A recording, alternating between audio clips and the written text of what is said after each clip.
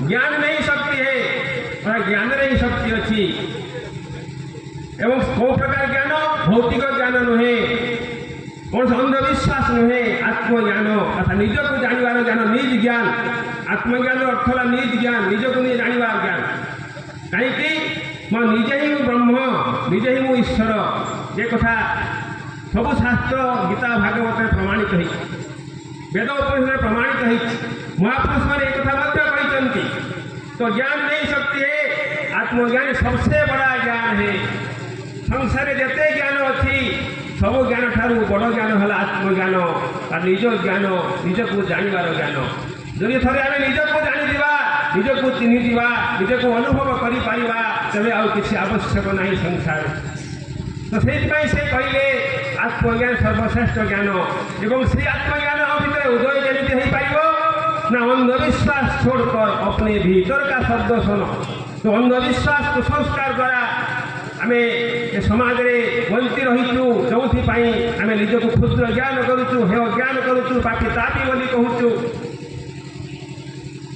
ताहा आम भीतर से आसब ना अंधविश्वास चलीगला आम वास्तव स्वरूप कौन आम जाणीजा तो अंधविश्वास को छाड़ापी से गुरुदेव कहले बाणी भितर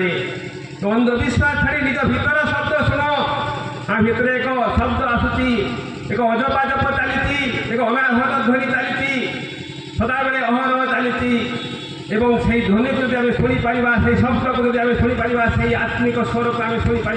से अंतर्वाणी को आम शुणिपर ताहले आम समस्त समाधान हो कहीं ना जो जी कि आम पथप्रदर्शक जी कि आम त्राणकर्ता जी कि आम ईश्वर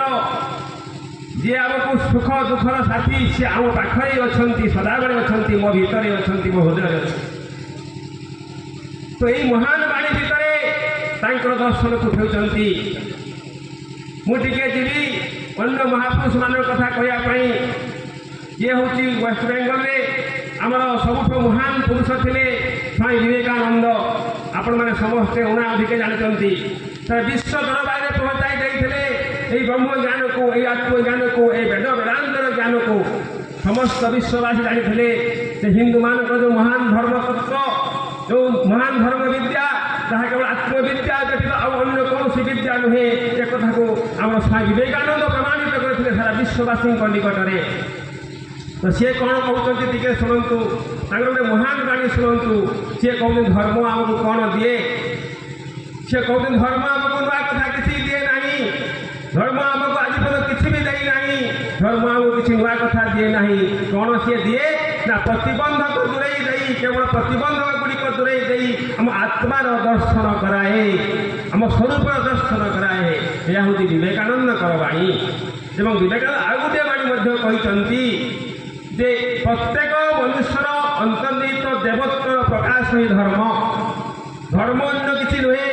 केवल प्रत्येक मनुष्य यदि निजर देवत्व को प्रकाशित कर पारा जो भितर थी देवगुण को प्रकाशित कर पारा अंतर्निहित देवत्वर प्रकाश ही धर्म अन्य किसी धर्म नुहे अन्य सबुगुड़ी से गौण मैंने करती पूजा पद्धति जाग यज्ञ एगुड़ी केवल गौण मात्र केवल आत्मा तार निजर ब्रह्मत्व बोध को उपलब्धि करूँ कहीं आत्मा मात्र के अवक्त ब्रह्म से कहते एवं से ब्रह्म भाव को व्यक्त करवा से तत्व बोध को व्यक्त करवा से तत्व को उपलब्धि करवा ही मनुष्य धर्म बहु रूपे सम्मुखे तुम्हार छाड़ी कुठाखुरित ईश्वर जीवे प्रेम करे जो उजन से ईश्वर से विवेकानंद बहार आह्वान सारा विश्ववासी हे मोर विश्ववासी अमृत सन्तान बहु रूपे सम्मुखे तुम्हार छाड़ी कुठाखुरित ईश्वर कौठारे भगवान को खोज तुम सम्मुखे से विद्यमान अच्छा जीवे प्रेम करे जो जन से ईश्वर से जन when all the desire of the heart will be vanquished when all the desire of the heart will be vanquished then this very mortal will become immortal and that very man will become God ଯେତେବେଳେ ଜଣେ ମଣିଷ ଭିତରେ अंतर्निहित दुर्गुण गुड़िक कामना बासना ईर्षा हिंसा इत्यादि जो खराब गुण गुड़िक दूरे